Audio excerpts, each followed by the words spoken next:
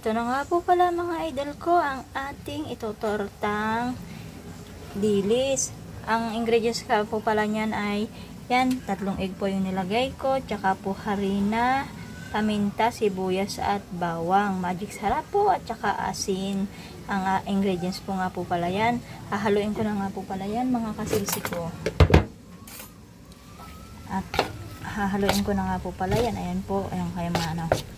Yan. Harina nga po pala yan, nilagay ko mga kasisi ko sa ating ibibikang na dilis. Yan. Baka po kulang pa yung ating egg, kaya po dadagdagan pa po natin siya mga kasisi ko. At ano, akin po muna imimix ng masyado yung ating pangbikang na no. Imimix ko po muna mga kasisi ko. Gagamitin ko po muna ulit yung isa kong kamay.